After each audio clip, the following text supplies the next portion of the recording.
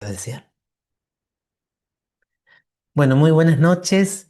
Gracias a todos los que han aceptado esta invitación de poder compartir en la víspera del 1 de mayo, fiesta de San José Obrero, una reflexión donde queremos vincular temas muy pero muy importantes. El tema de la masculinidad, que es un tema muy importante, muy actual, muy necesario, y también volver a mirar a San José como arquetipo de la masculinidad auténtica, de la masculinidad sana, pero con la lente de la teología del cuerpo.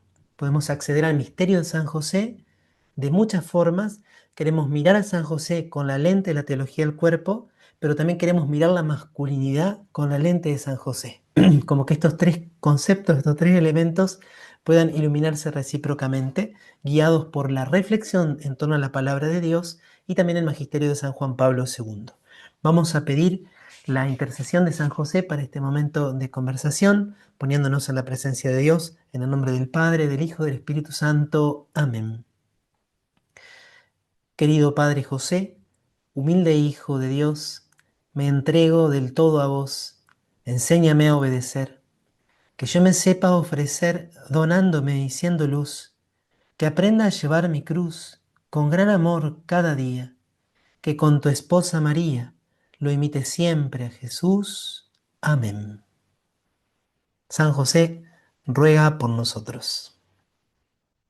Bueno, me olvidé de tener a mano la imagen de San José. Tengo una muy cerquita aquí, pero no alcanzo a salir. No me llega el brazo a donde está. Así que imaginemos lo que también está aquí en este espacio. Solamente que lo van a ver más presente en la pantalla cuando comencemos a compartir.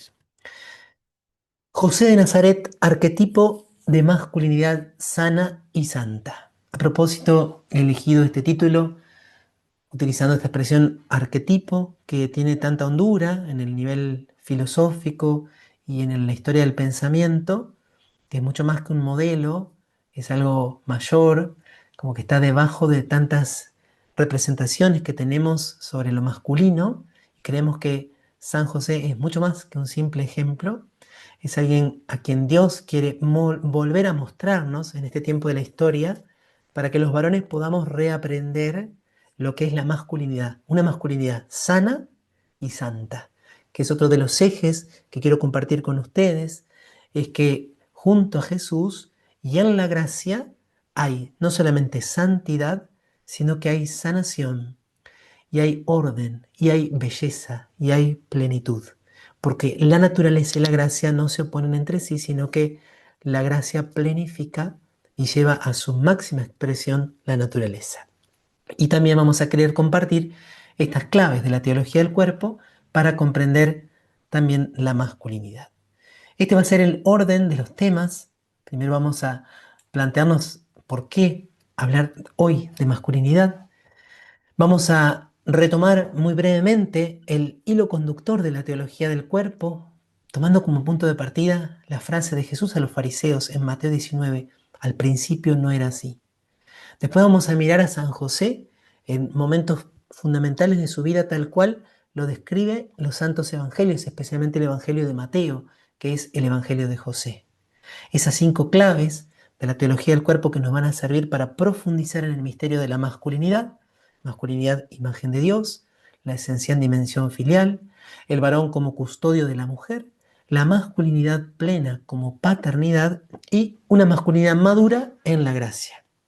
Y finalmente, terminaremos con una bajada a lo concreto, porque si no, algunas veces nos puede quedar la impresión de que son ideas muy hermosas, ideas bonitas, pero que en realidad, ¿cómo las llevamos a la vida? No lo voy a poder desarrollar claramente a todo esto, pero sí voy a tratar de dejarles como una introducción.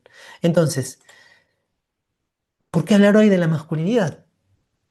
No sé qué les transmite esta imagen a ustedes, pero varias veces reflexionando y en los talleres de masculinidad que me ha tocado dar, leyendo también noticias, recientemente hubo un gran congreso sobre masculinidad en México llamado Fearless, donde se volvió a poner este tema en debate y los organizadores y participantes de este congreso volvieron a escuchar duras acusaciones. ¿Cómo es posible que se exalte, que se hable, que se defienda, que se enaltezca la masculinidad? si la masculinidad parece estar asociada a las peores expresiones de la naturaleza humana. Porque de acuerdo a determinadas visiones ideológicas, muchas de las cuales debemos decir tienen también un componente biográfico de mujeres que han sufrido por hombres rotos, hombres heridos, hombres inmaduros, se ha como demonizado la masculinidad. Y el varón y la masculinidad específicamente aparecen como en el banquillo del acusado. No en el lugar de la inocencia, sino en el lugar de la culpabilidad. En algunos sectores de nuestra cultura, incluso parece que frente a determinadas situaciones, sobre el varón pesa una presunción de culpabilidad. La culpa la tiene el varón. Sea lo que sea, la culpa la tiene el varón. Quizá parece exagerado este planteo, pero quienes estamos algunas veces en las redes sociales o en debates públicos, o incluso en debates legislativos o en foros educativos, vamos a darnos cuenta de que efectivamente muchas veces la conclusión parece ser esa. ¿Cómo es que en el siglo XXI, ingresando en este primer cuarto ya de siglo que venimos recorriendo, parece que hablar de masculinidad es ponerse a defender casi algo tan grave como el fascismo o el nazismo? ¿Cómo es que alguien, por atreverse a hablar de masculinidad, puede ser acusado inmediatamente de defender los peores ejercicios del machismo? ¿En qué momento se ha identificado masculinidad con violencia, con agresividad, con opresión? De nuevo, hemos de decir que lamentablemente en la historia han existido muchas manifestaciones de varones rotos, varones heridos o varones inmaduros que han lastimado, han dañado, han oprimido a la mujer. Sin embargo, aquí tenemos que hacer una primera apreciación, y es que hacer una acusación masiva, global, a todos los hombres de toda la historia, acusándolos de oprimir a la mujer, ciertamente es injusto. Sí se pueden reconocer innumerables casos, antiguos, actuales, donde esto sí ha ocurrido. Esto que tiene un fundamento real, se ha transformado a raíz de la evolución del pensamiento y del surgimiento del feminismo en sus distintas olas, corrientes y manifestaciones, en un discurso muy consolidado. La opresión del varón ha sido la causa de la infelicidad de innumerable cantidad de mujeres a lo largo de la historia.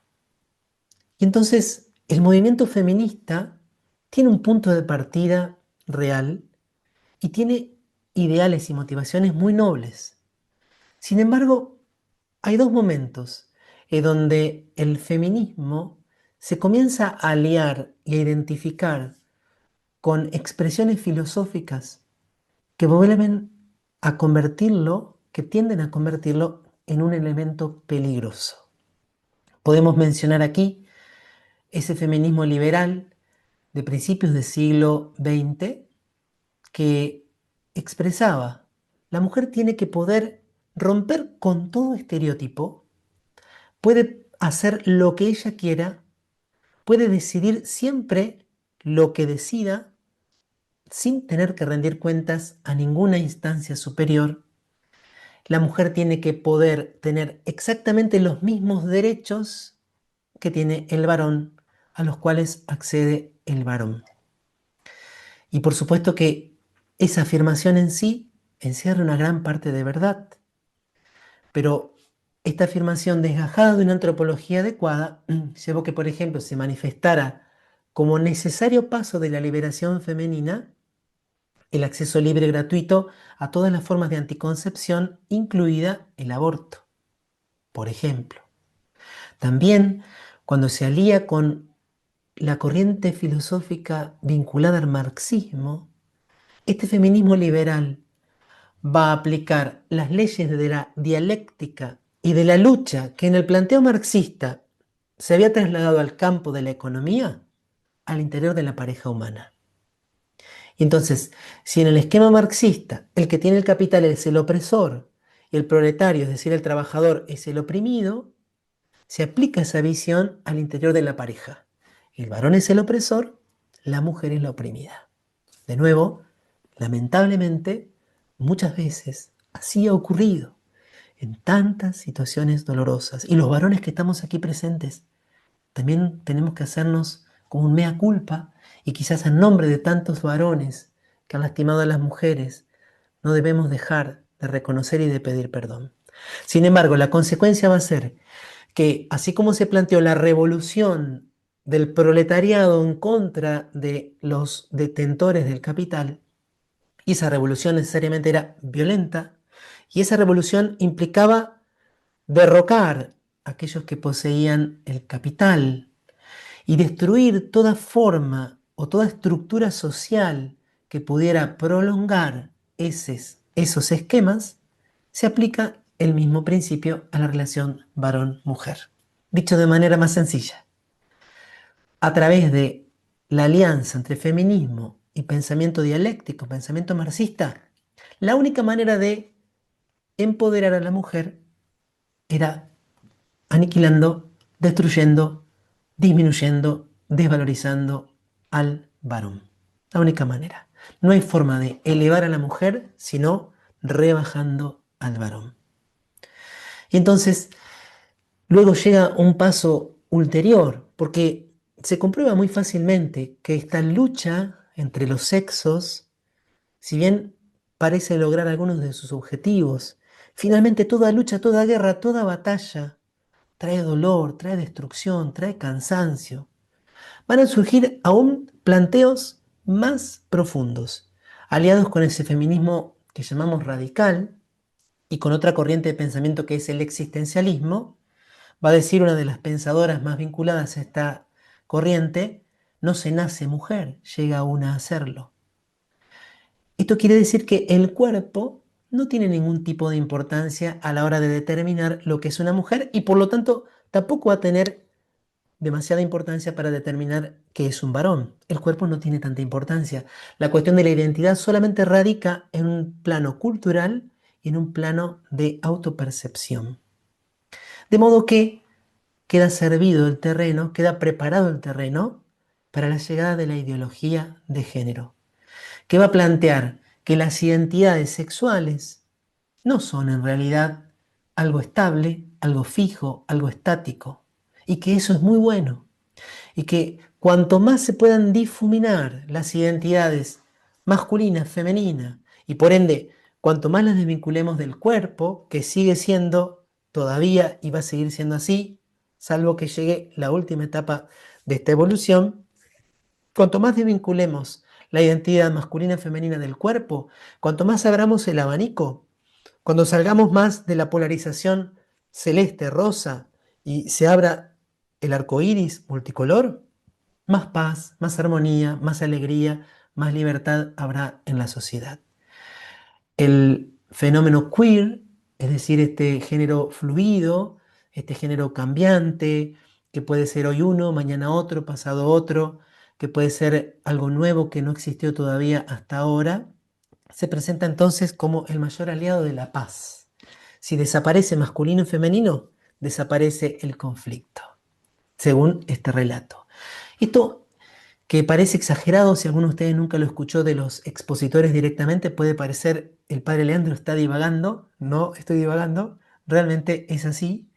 Sin embargo, todavía tiene un paso más, y es que algunos que se vinculan al área de la biotecnología llegan a plantear esta realidad. Bueno, si pudiéramos nosotros, a través de la ciencia, a través de la manipulación genética, a través de cambios biotecnológicos aplicados a la corporeidad humana, producir un ser humano asexuado o andrógino, ahí estaríamos llegando a la tierra prometida. ¿Por qué? Porque si en el esquema marxista la lucha revolucionaria de proletarios contra capitalistas daba lugar a la sociedad sin clases, que era el paraíso en la tierra, una sociedad sin sexos sería el paraíso de esta visión de una búsqueda de que desaparezcan por completo ya cualquier forma de opresión contra la mujer. Y esto se podría lograr, según estos expositores, a través de la intervención de la ciencia en el campo de la biología humana. De nuevo, no es ciencia ficción, aunque ya hay películas que tratan este tema, producir seres humanos andróginos, o sea, parte masculino, parte femenino, o seres humanos asexuados, algunos lo están proponiendo realmente como si fueran la solución. Evidentemente que todo esto implica un gran malestar. Tenemos un problema con el tema de la relación varón-mujer. Y sobre todo para quienes hoy nos preguntamos por la masculinidad, podríamos decir, bueno, pero ¿cómo salimos de acá? Porque evidentemente que estas propuestas son muy complejas. ¿Cómo podemos hacer nosotros para resolver esto que viene a darse como una guerra de sexos o la disolución de los sexos? ¿Cómo salir de este laberinto? Se sale con leyes, por ejemplo, para hacer desaparecer cualquier forma de opresión del varón hacia la mujer, solamente con leyes. Las leyes son importantes, pero no son suficientes. Solo con educación. Y es que los sistemas educativos tienen mucho por hacer. Sin embargo, el malestar está en un plano más profundo, al cual la educación sola no puede llegar a acceder. Y además, habría que preguntarse desde dónde se hace esa educación.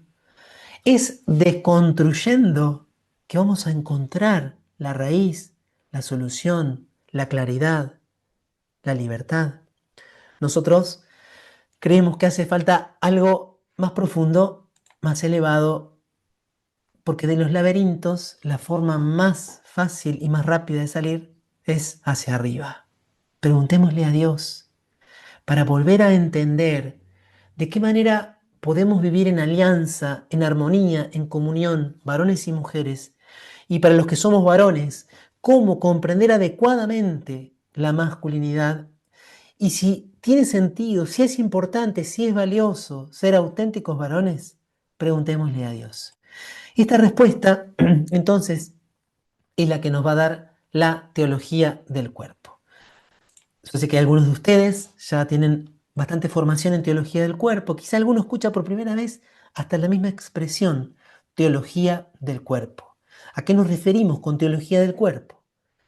Fundamentalmente son 129 discursos que San Juan Pablo II, al inicio de su pontificado, pronunció en las catequesis de los miércoles, en las audiencias generales de los miércoles, a veces en la plaza, a veces en el aula Pablo VI. Pero esa antropología, esa teología del cuerpo, es una antropología adecuada y una visión ética que brota de esa antropología, que San Juan Pablo II venía guardando en el corazón y madurando en el corazón durante los anteriores 58 años de vida. Es fruto de todo su itinerario filosófico, teológico, pedagógico, pastoral y espiritual. Y aquí tenemos que decir, Juan Pablo II fue un profeta. Porque cuando él da las catequesis, si bien ya estaba aconteciendo la revolución sexual, todavía no era tan claro, por ejemplo, el problema de la ideología de género. Ni siquiera se hablaba de la perspectiva de género.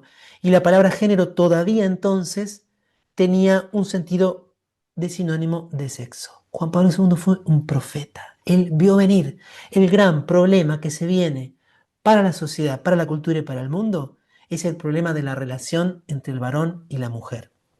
Porque no solamente se va a tratar de oponer, sino que se va a tratar de disolver, de que desaparezca y se difumine lo masculino y lo femenino. Y por eso estas catequesis, en alguna de sus formulaciones, en alguna de sus ediciones, tienen como nombre varón y mujer los creó. Y es que esa frase, ese versículo bíblico, varón y mujer los creó, va a guiar toda la reflexión de San Juan Pablo II. Ahora, este mensaje tan potente en San Juan Pablo II tiene como punto de partida no el Génesis, sino un texto que está en Mateo capítulo 19, que es un pasaje sobre la masculinidad. ¿Por qué? Porque los fariseos le van a presentar a Jesús el drama de la masculinidad y la feminidad en su punto más álgido, el divorcio. Le plantean a Jesús una pregunta que parece una pregunta legal.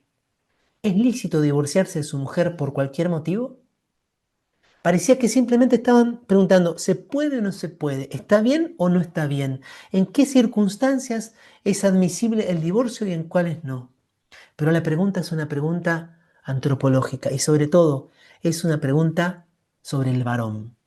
Y para los varones que están aquí hoy presentes y ya nos esperan un ratito más, San José, la pregunta puede formularse así. Jesús, ¿un varón puede amar para toda la vida? ¿Puede un varón entregar su vida a una sola mujer para siempre? ¿Puede un varón ser tan libre que sea capaz de comprometer toda su libertad hasta el día de su muerte? Si nosotros hacemos esta pregunta hoy en foros, distintos foros, ¿cuánta gente que va a decir no? Hay muchas personas que van a decir la fidelidad no es posible. Incluso estudios científicos han intentado demostrar que el varón no puede ser fiel, porque hay una cuestión genética o neurológica que no le permite la fidelidad. O van a estar en contra de la posibilidad, de la mera posibilidad de que el matrimonio pueda ser para siempre. Y entonces Jesús se encuentra con hombres que le llevan una pregunta legal, pero no se va a quedar en el plano legal, sino que va a ir a lo hondo, al corazón, a lo más profundo. Jesús no va a abordar el tema en la historia, simplemente. Va a decirles, tenemos que ir más arriba. Vamos a preguntarnos cómo pensó Dios al varón y quién era el varón y quién era la mujer en el plan de Dios. Porque al principio no había divorcio. Moisés se los permitió por la dureza de sus corazones, pero al principio no había divorcio. Porque al principio Dios creó a un varón tan capaz de amar que ni siquiera existía en su interior ni la mera posibilidad de desvincularse de aquella a la cual le había entregado su vida. La teología del cuerpo entonces es ampliar la mirada, no quedarnos solo en el hombre histórico, un hombre que vemos todos los días que es un hombre caído, un hombre frágil. ¿Qué vemos en la historia? Lucha, varón versus mujer, varón contra mujer, mujer contra varón, o en esta última disolución, ni varón ni mujer. La teología del cuerpo nos hace ir al principio, nos hace recordar que el hombre ha sido creado y que en nosotros permanecen estas estructuras que proceden del plan amoroso de nuestro Padre. Aquí va a aparecer una de las más importantes afirmaciones de la teología del cuerpo. Varón y mujer somos imagen de Dios, imagen de Dios, tanto cada uno por separado como juntos. Y somos una ayuda adecuada mutua, una ayuda adecuada recíproca. Perdón que voy a poner de nuevo la placa, porque entonces tenemos la necesidad también nosotros hoy, frente a todos los dramas, frente a todas las discusiones, frente a todos los conflictos, ¿en qué pensó Dios cuando nos hizo varones y mujeres? Y para los varones, ¿en qué pensaba Dios cuando plasmó a Adán a su imagen y a su semejanza? ¿Mm? Siempre en una vinculación esencial con la mujer, pero antes que vincularse con la mujer, en una esencial vinculación con el Padre. Este hombre que fue creado, sí, que está caído, es redimido, porque Cristo trae de nuevo la verdad y también trae la sanación para el corazón. Y es un hombre y una mujer cuya masculinidad y feminidad alcanzarán su plenitud en la futura resurrección. Esta mera referencia al esquema de la primera parte de la teología del cuerpo sirva para ampliar nuestra mirada. Cuando analizamos todas las realidades humanas, no nos podemos quedar solo en el terreno de la historia, porque allí nos encontramos con callejones sin salidas. Debemos buscar de dónde venimos, debemos proclamar la fuerza de la redención y debemos recordar que nuestro destino es la gloria. Y aquí entonces es donde aparece San José. San José como arquetipo, como encarnación, de una masculinidad sana y santa. Por supuesto que después, cuando nosotros vayamos a la plenitud de los tiempos, cuando hayan pasado ya unos años de la misión de José, nuestra mirada puede posarse también en Jesucristo, que es verdadero Dios y verdadero y perfecto hombre. Y Jesucristo es verdadero Dios y es verdadero y perfecto varón. La plenitud de la masculinidad la podemos encontrar también expresada de modo infinitamente perfecto en Jesús de Nazaret, en el misterio pascual. Pero también es cierto que Jesús es persona divina, que tiene una naturaleza humana.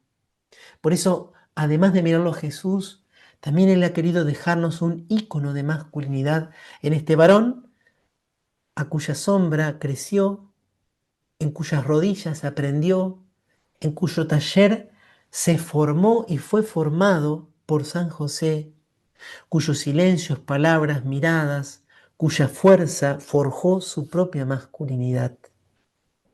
Porque José, al ser él persona humana como nosotros, también santísimo San José, pero que experimentó la fragilidad y experimentó la tentación y así, abriéndose a la gracia, dejó que su corazón fuera totalmente impregnado por el amor, se nos aparece como un ícono más cercano, por ser también él persona humana. José nos muestra a todos nosotros, varones que estamos en la historia, que tenemos un pasado, una genealogía, que tenemos un contexto cultural complejo, que tenemos también como verdaderos hombres incertidumbres en el futuro, que aún así, en medio de las limitaciones, es posible una masculinidad bella, sana, santa. Él nos revela esto a todos nosotros hoy. Y nos revela algo que me parece esencial, porque Dios podría haber hecho las cosas de un modo distinto. ¿Por qué quiso que junto a María estuviera José? También para revelarnos algo, para decirnos de una manera muy potente, el varón es necesario para que se realice el proyecto de Dios. Mis hermanos varones, si nosotros no descubrimos, no abrazamos nuestra propia masculinidad, hay algo del proyecto de Dios que va a quedar sin realizarse.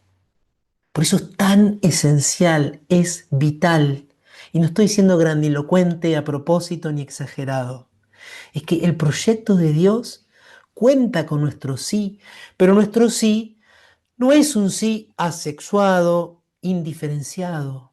El sí que vos tenés que darle a Dios y a su plan y a su proyecto es un sí masculino, como fue el sí de José. Por eso es tan esencial.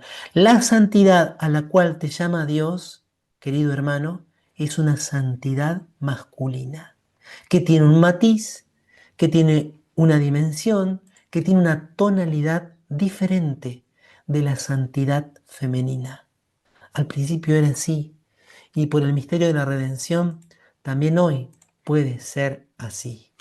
Entonces, en San José, en José de Nazaret, comienza de nuevo la historia. También lo decimos de Cristo, que hace nuevas todas las cosas, porque Él es el nuevo Adán. Pero me parece fascinante este texto de Pablo VI, un texto que luego San Juan Pablo II va a citar en su carta encíclica sobre San José. Dice Pablo VI, en esta grande obra de renovación de todas las cosas en Cristo, el matrimonio purificado y renovado se convierte en una realidad nueva, en un sacramento de la nueva alianza. Y he aquí que en el umbral del Nuevo Testamento, como ya al comienzo del Antiguo, hay una pareja. Pero mientras la de Adán y Eva había sido fuente del mal que ha inundado al mundo, la de José y María constituye el vértice por medio del cual la santidad se esparce por toda la tierra. El Salvador ha iniciado la obra de la salvación con esta unión virginal y santa. en la que se manifiesta su omnipotente voluntad de purificar y santificar la familia, santuario de amor y cuna de la vida. Y alguno de ustedes puede decir, padre, pero el texto no habla solo de San José. Es que no se entiende a José sin María, como no se entiende al varón sin la mujer. Como no se entiende a José sin el niño, no se entiende al varón sin la fecundidad, como vamos a ver inmediatamente. La santidad se esparce por toda la tierra a través de un varón sano, purificado y santo, que es capaz de amar a la mujer y de ser padre. Y la santidad hoy puede esparcirla a Dios también en la tierra a través de hombres, de varones que le digan sí al llamado de Dios a la santidad. Voy a repasar algunos pasajes de palabras que ha recibido José y que son también el modo en que su masculinidad alcanzó plenitud. Las pinturas que estoy utilizando son todas de Raúl Versosa, un artista español que está llenando, gracias a Dios, el mundo de imágenes bellísimas y muy profundas. Y lo primero, y esta también me permite dirigir palabras a cada uno de mis hermanos varones que están hoy escuchando esta charla, ¿qué le dice el ángel? Le dice, José, hijo de David, no temas, no tengas miedo. Y fíjense qué importante, porque en el jardín del Edén, cuando Adán desobedece a Dios, lo primero que experimenta es miedo, miedo a la mirada de Dios. Y a partir de ahí, miedo a su propia misión en el mundo. Y cuando Dios le dice, ¿dónde estás? Y le dice, Adán, tuve miedo. Oí tus pasos por el jardín y tuve miedo. Por eso me escondí. ¿Y qué nos dice Dios a nosotros, a los varones hoy? No tengas miedo. No tengas miedo y ya no te escondas. No tengas miedo, no te ocultes, no pienses que no podés, que sos incapaz, que no estás a la altura. No tengas miedo, porque yo estoy contigo. No tengas miedo. No tengas miedo de reconocer y de vivir tu masculinidad, tu misión como varón. También el ángel le dice, esta es una idea que María Fernanda, desde Vocación al Amor, ha descubierto y ha profundizado en varias charlas que oportunamente pudo dar. En las palabras del ángel aparece con claridad una triple dimensión que va a ser esencial en la teología del cuerpo: hijo, esposo y padre. Porque le dice el ángel, José, hijo de David. José, tienes un origen, tienes una genealogía, tienes una historia. No te has dado la vida a ti mismo. Nos revela aquí también a todos los varones que estamos acá que es esencial para vivir nuestra plenitud como varones, poder aceptar y poder sanar y poder reconocer y resignificar, si fuera necesario, nuestra genealogía, nuestra pertenencia a una familia humana. Y esto se va a dar y se va a hacer a través de una experiencia más plena, más grande aún, de filiación con Dios. ¿En qué consistió el pecado de Adán en el jardín del Edén? En no querer ser hijo, en rechazar el amor de un padre. El ángel le dice en sueños a José de Nazaret, hijo de David. A todos los varones nos dice, no te olvides que sos hijo. No te olvides que en la filiación hay una dimensión esencial de tu identidad y por ende de tu masculinidad. ¿Qué le dice luego? Que no tema tomar a María como esposa. No tengas miedo a la mujer. No tengas miedo de ser varón en relación con la mujer, relación sana, santa, ordenada, que variará por supuesto de acuerdo al momento de la vida, al estado de vida, a la propia vocación. Pero un varón solo madura como varón en un vínculo sano con la mujer, así como la mujer solo madura como mujer en vínculo sano con el varón. También esto es válido para quienes somos sacerdotes, para quienes son consagrados, para las mujeres llamadas a la virginidad. Sabemos que para los varones es quizás este punto uno de los que más desafía nuestra capacidad de abrirnos a la gracia. Sabemos qué distorsionada está la mirada del varón hacia la mujer. Cuánto necesitamos como varones del siglo XXI sanar nuestra capacidad de mirar a la mujer. Pero allí tenemos no solamente un desafío, sino una misión. Amar con pureza a la mujer que Dios nos confíe, a las mujeres que Dios nos confíe en diferentes vínculos que se pueden establecer. Y lo tercero es poner nombre al niño. Sí, ella concibió por el Espíritu Santo, pero tú le pondrás por nombre Jesús. ¿Qué tiene que ver aquí el nombre? Y es que el nombre en la Escritura es la identidad. Y es en esta dimensión donde la masculinidad se revela tan plena. Cuando como varones somos capaces de ayudar a otros que van abriéndose camino en la vida a descubrir su propia identidad. También los varones que estamos aquí tenemos el poder dado por Dios a través de nuestra presencia, de nuestra cercanía, de nuestra fuerza, de nuestra palabra, de ayudar a otros niños, especialmente a los varones, a descubrir su identidad, pero también como varones que estamos abiertos a Dios, podemos ayudar a que las mujeres en nuestra familia, en nuestros entornos más pequeñas, puedan reconocer y descubrir su valor y su dignidad como mujeres, hijas amadas de Dios. Le dice también más adelante, luego del nacimiento y de la visita de los magos, toma al niño y a su madre y huye a Egipto. ¿Qué significa tomar al niño y a su madre? Significa hacerse cargo, hacerse responsable. Qué palabra tan hermosa, la palabra responsabilidad. ¿Qué pasó luego del pecado original? Dios le dice a Adán, ¿acaso has comido del árbol que yo te prohibí? ¿Y qué dice Adán? La mujer que pusiste a mi lado me dio el fruto y yo comí de él.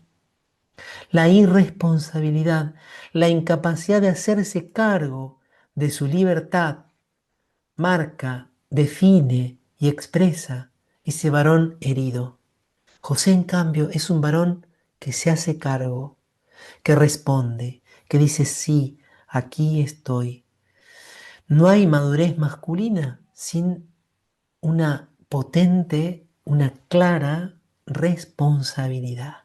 Responsabilidad en las obras, responsabilidad afectiva, responsabilidad en la mirada, responsabilidad en la palabra. Qué maravilla que Dios nos confíe la vida de otras personas, porque eso también forma parte de nuestra identidad masculina.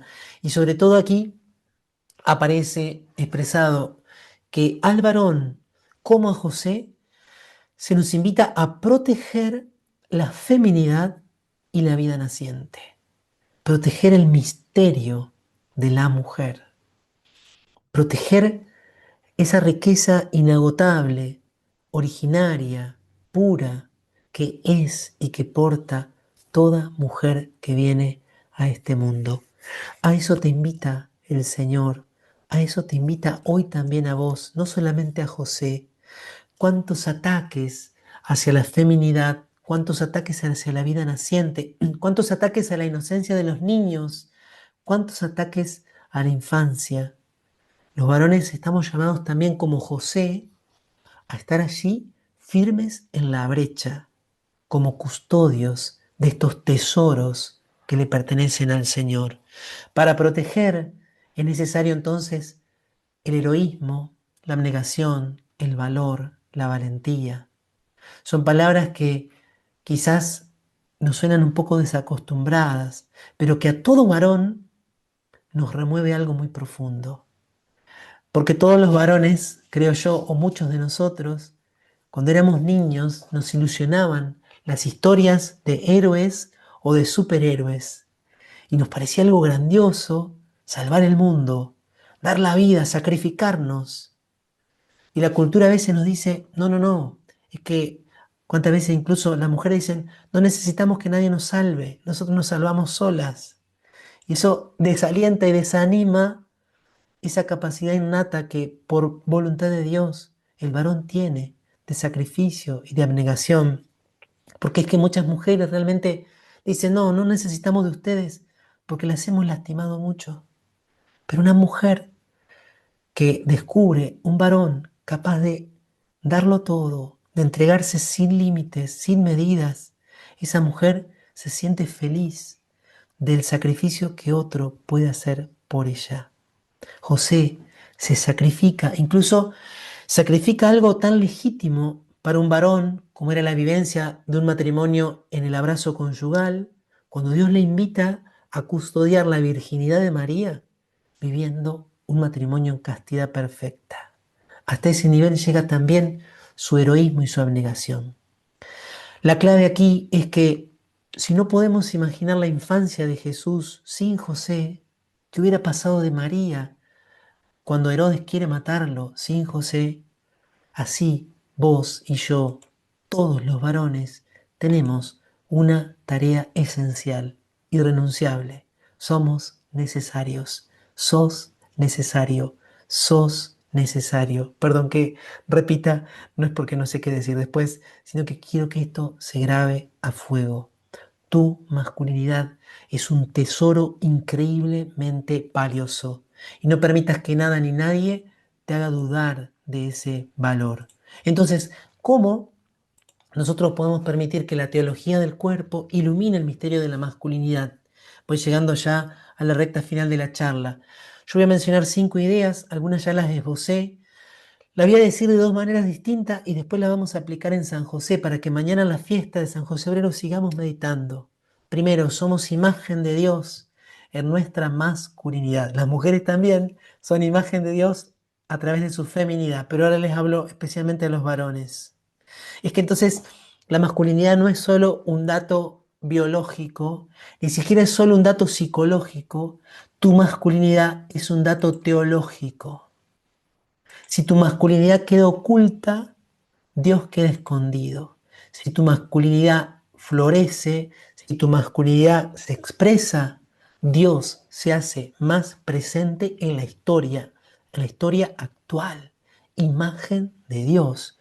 Un varón sano, un varón maduro, hace presente a Dios en el mundo, aun cuando ese varón ni siquiera lo esté siendo consciente.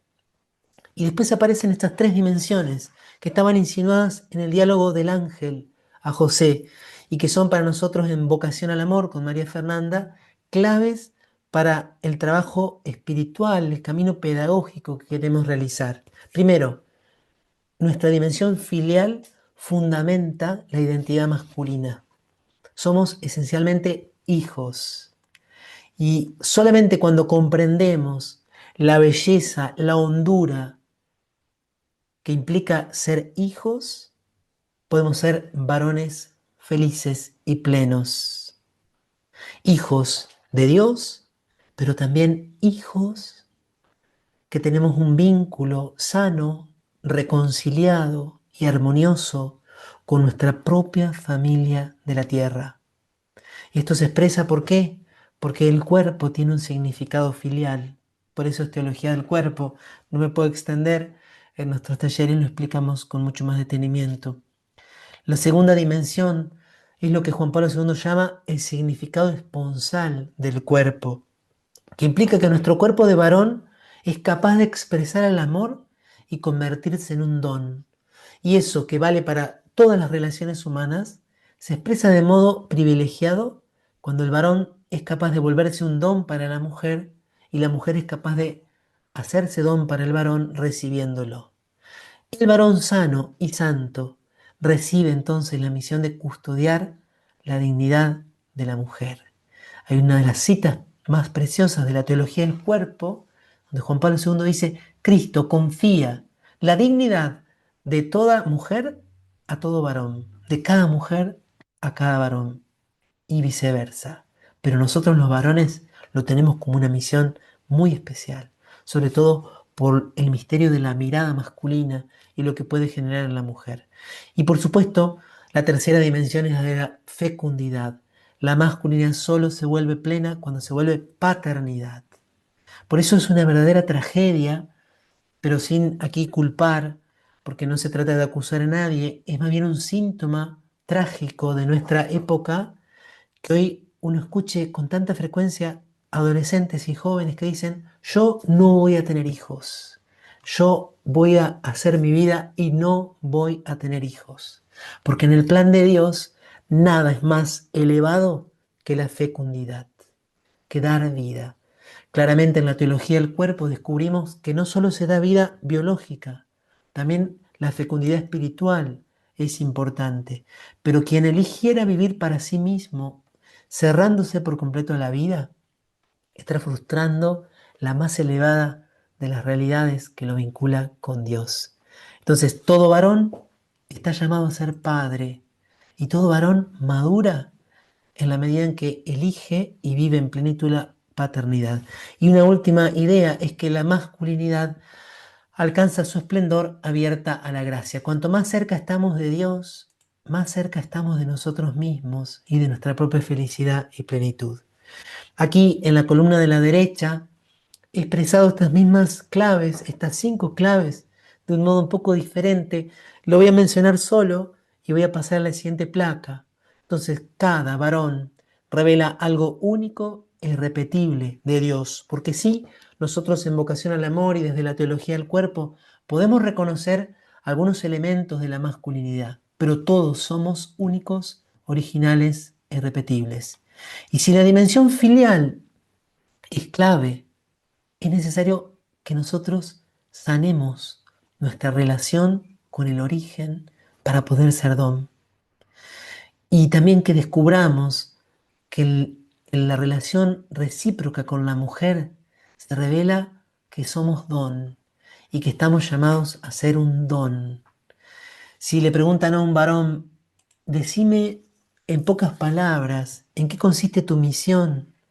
Lo podríamos decir también con las palabras de Cristo en la última cena. Este es mi cuerpo que se entrega por ustedes. El cuerpo entregado, la entrega del cuerpo, porque la entrega del cuerpo radica, se manifiesta la entrega total de sí mismo. Queridos hermanos varones, por supuesto también para las mujeres, pero hoy le hablo especialmente a los varones, hemos recibido la vida para donarla y hemos recibido la libertad para comprometerla. No hemos recibido la vida para nosotros mismos, sino para hacer de nuestra vida un don. Y en toda vocación y en toda etapa de la vida esto se manifiesta cuando podemos hacer de nuestro cuerpo un don. Por supuesto, y esto clarísimamente, de acuerdo a la propia vocación, de acuerdo al llamado que hayamos recibido. Y cada varón está llamado a ser un padre y así alcanzar madurez, y nos tenemos que convencer de que no hay oposición entre la naturaleza y la gracia. Entonces, hay personas que quizás le ha ocurrido de sentirse incómodo en algún ambiente religioso o en algún ambiente cristiano o en algún ambiente eclesial, como si para entrar en la iglesia fuera necesario asumir actitudes, modos, maneras femeninas, como si el gran ideal de ser persona humana consistiera en la feminidad. Y por supuesto que admiramos y reconocemos que ante Dios la actitud de la feminidad es la que mejor expresa lo que Dios espera de nosotros, que es recibirlo. Pero necesitamos entrar en nuestro vínculo con Dios y en la iglesia sin perder nuestro acento propio como varones. Hay lugar para el varón en la iglesia. Hay lugar para el varón con todos sus valores masculinos en la fe cristiana, en la fe católica. ¿Cómo José vivió estos 5 aspectos? De modo muy nítido y en algún sentido de modo único, porque él fue para Jesús una imagen de Dios Padre. Vaya si fue imagen de Dios, de tal manera que Jesús cuando era niño utilizaba la misma palabra para dirigirse a José que para dirigirse a su Padre eterno, Abba. Le decía Abba a ambos. Qué misterio, pero algo de esto está en cada uno de nosotros varones. José tenía una identidad sólida, José tenía firmeza, José era seguro, era estable, ¿Por qué? Porque sabía de dónde venía, sabía cuál era su origen, de dónde procedía, tenía certeza. Y esa certeza es la que nosotros es necesario que vayamos reconquistando muchas veces a lo largo de nuestra existencia. Él aceptó ser esposo virginal de María, con un vínculo preciosísimo, de una ternura, de un cariño, de una cercanía que al mismo tiempo permanecía en esa virginidad del cuerpo y del corazón. Por eso el castísimo corazón de San José es para todos nosotros los varones un lugar, una escuela donde podemos ir a reaprender el modo adecuado de vincularnos con la mujer. José también entonces fue verdadero padre, y aquí queda muy claro que la fecundidad no es solo fecundidad biológica, porque José no fue padre biológico de Jesús, pero cuando María le dice al niño en el templo, no le dice tu padre adoptivo o tu padre putativo o tu padre legal y yo te buscábamos, le dice tu padre y yo te buscábamos. Y José dejó una huella indeleble en el corazón del niño Jesús, del adolescente Jesús y del hombre Jesús. Él, como varón justo, alcanzó su plenitud en la escucha obediente. ¿Cómo traducir esto a nuestra vida diaria? ¿Cómo podemos establecer como un camino para todos nosotros como varones? Bueno, aquí me quedó este cuadro que va a presentar de modo muy panorámico estos aspectos que Dios mediante queremos nosotros en Vocación al Amor desarrollar en nuestros talleres, en este caso el taller de masculinidad. María Fernanda muy pronto comenzará con el taller de feminidad. Hay una dimensión que es necesario desarrollar. Sobre esa dimensión hay algo que lo distorsiona, que está vinculado con la concupiscencia, otro de los temas vinculados a la teología del cuerpo. Hay un antídoto y hay virtudes en las cuales podemos crecer. Entonces, en la dimensión filial, este ser hijo, esto que tenemos necesidad de reconocer, asumir, abrazar, aceptar, ha sido distorsionado por el pecado original en nosotros con lo que San Juan llama en su primera carta la soberbia de la vida. Porque la soberbia nos lleva a ser autosuficientes, a creer que yo puedo ser feliz por mí mismo, que yo no necesito de Dios y por lo tanto que voy a encontrar plenitud cuanto más emancipado esté de Dios. La soberbia va en contra de un vínculo sano con Dios Padre, pero también con los propios padres. La soberbia me aleja de mi identidad porque me aleja de mi origen. Esto que está en nosotros como concupiscencia, como un desorden del deseo, encuentra su antídoto en uno de los tres consejos evangélicos que es la obediencia. ¿Pero a quién? Especialmente al Padre. Nosotros queremos desde Vocación al Amor ayudar a los varones a que descubran la increíble paz, el orden que trae a la vida descubrir el amor de Dios Padre. Nos encanta esta frase que dice así, el encuentro con el Padre lo cambia todo, porque pasás de comprender tu vida como algo que tenés que conquistar con tus propias fuerzas, con tus músculos, a recibir especialmente el don de la vida con gratitud y en alabanza. ¿Y cuáles son las virtudes a trabajar en el campo de la dimensión filial, en el ser esencialmente hijo que brota del significado filial del cuerpo? Menciono tres: la humildad, todo me ha sido dado por mi Padre. ¿De qué te glorías si todo lo has recibido? Dice San Pablo. La gratitud, ¿cómo no vamos a vivir en continua alabanza de agradecimiento a Dios si todo lo hemos recibido como regalo? Y como gran fruto de vivir un vínculo fuerte con Dios Padre, la alegría. Porque yo no necesito tener mi vida completamente bajo control. Pero sobre estas virtudes trabajamos y hay un camino por recorrer. Esta dimensión esponsal que vinculamos especialmente de la relación del varón con la mujer viene amenazada por lo que se llama la concupiscencia de la carne, que se manifiesta especialmente como lujuria, y es reducir con la mirada y en el corazón a la mujer a un objeto. No poder ver en la mujer un misterio sagrado, una hija de Dios amadísima, llamada a la santidad y al cielo, sino que con la mirada adulterar el valor sagrado, infinito de la mujer. Qué batalla tan grande tenemos los varones hoy para purificar nuestra mirada, porque hemos sido lamentablemente envenenados, algunas veces desde muy pequeños, en relación a este campo. Y es posible, sí, porque no se trata de simplemente aguantar toda la vida o reprimir, no, porque Cristo quiere sanar el corazón del varón, quiere regalarnos su amor casto, ese amor casto que lo lleva a Jesús a entregarse por completo en la cruz. Por eso nuestra pureza como varones tiene su modelo pleno, además de San José, en ese Cristo en la cruz, que es capaz de sacrificarse a sí mismo por el bien de su amada esposa, la iglesia. Al contrario de lo que hace el pecado, que es sacrificar el bien de la mujer para buscar el propio bienestar, el propio placer. Y aquí hay tres virtudes tan importantes.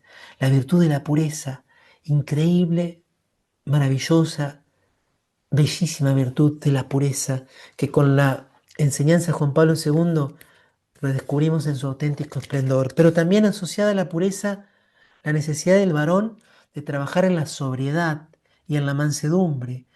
Porque lógicamente es muy difícil que un varón pueda ser puro en el campo de la sexualidad, en el cuidado de su mirada, si no es sobrio en la relación con la comida y con el alcohol, con la bebida, y si no es manso, es decir, si no ha logrado un adecuado autodominio sobre el campo de su agresividad. Por eso es necesario trabajar estas virtudes juntas para reconducir a este varón a ser auténticamente libre, porque no hay punto medio. O el varón ejerce autodominio sobre sus pasiones o sus pasiones vuelven de él un esclavo. Y finalmente, me faltó la última, la vamos a encontrar aquí, la dimensión fecunda que vinculamos con la concupiscencia de los ojos. ¿Por qué? Porque la concupiscencia de los ojos es que el varón esté volcado excesivamente sobre lo material, un desorden en el deseo de querer cosas, cosas y cosas. ¿Y por qué esto se opone a la dimensión fecunda? Por muchos motivos.